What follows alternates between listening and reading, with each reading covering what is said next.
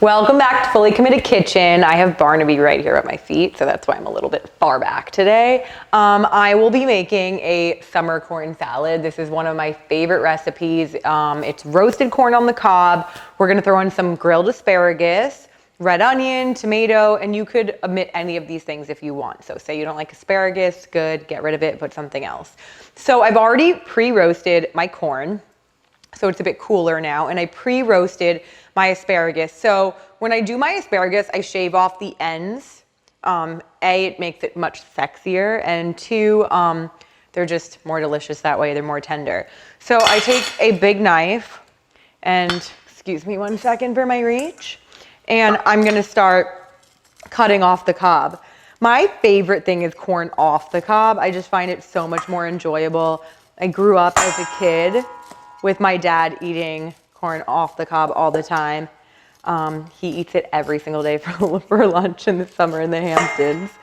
So I also love snacking on these big corn pieces. My favorite.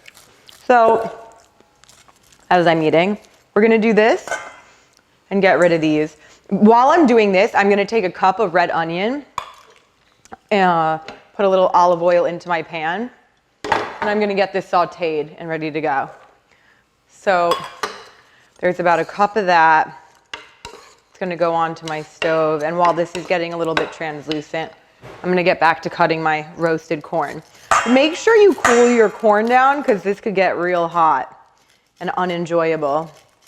So make sure you let it cool. This is like the perfect side dish for a barbecue. I'm having a barbecue today, so it's perfect. And I hate when everyone is eating corn off the cob at the table. Oh, it's so annoying. And I find that girls want to be cute, so they never go for the corn, even though it's everybody's favorite. This is a good alternative. Also, if you're barbecuing chicken and stuff, this is the perfect side dish. Get it real good right off there while my onions are sauteing. I'm also gonna take some cherry tomatoes because it's summer. Tomatoes are really in season, obviously. It's the #1 thing people like to grow. It's also the easiest. So I'm gonna blister some of those once my onions are sauteed to give a really beautiful rainbow color to this salad. I find that when I'm making anything for entertaining purposes, I like to make sure that I get this beautiful array of colors. So, or it can just look pretty bland. So here's my corn, ready to go. I'm gonna quickly give my asparagus a little chop. I just line them up and just go right down.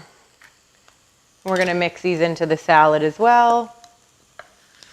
So you have a little yellow, a little green, a little purple from the red onion. It's funny how we don't call it a purple onion, call it a red onion. And then I'm gonna take my cherry tomatoes. These are so good. Make sure you get them organic right from the market, farmer's market. I'm just gonna slice them in half and start adding them to my tomatoes. To my onions. I just give them a little half. I make sure I get all the colors. A little bit of orange, a little bit of yellow. I keep mine in the fridge so they're super easy to cut, and it makes it better to blister them that way. If you get a long one like this, ooh, the onions are smelling so good. Just give it another little slice. When you don't put the tomatoes in the fridge first, they're gonna be a lot more delicate to cut, and they're probably not gonna keep their shape as much depending on how talented you are in the kitchen. So just give this a little stir. And we don't want the tomatoes overly cooked. We really do just want to blister them so they kind of pop in your mouth. Oh, I literally live for the smell of sauteed onions. It makes everything better. Get back to cutting our little cherries here.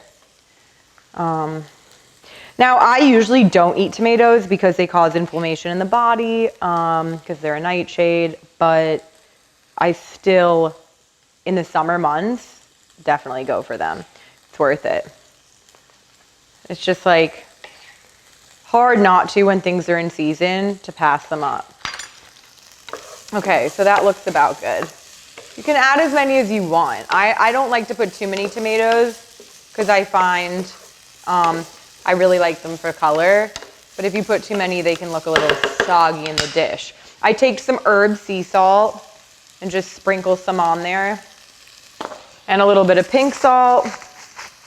Oh, I love pink salt. A little bit of pepper. Give this another good stir. This is literally the easiest salad to make, trust me. And then once it's all getting kind of gooey in there and like delicious and all the seasoning is melding together, I'm gonna add the corn in with the asparagus just to fold everything into each other. Oh my God, look at all those colors, gorgeous. This is what you wanna see on a table at a barbecue, not just like some big ass corn.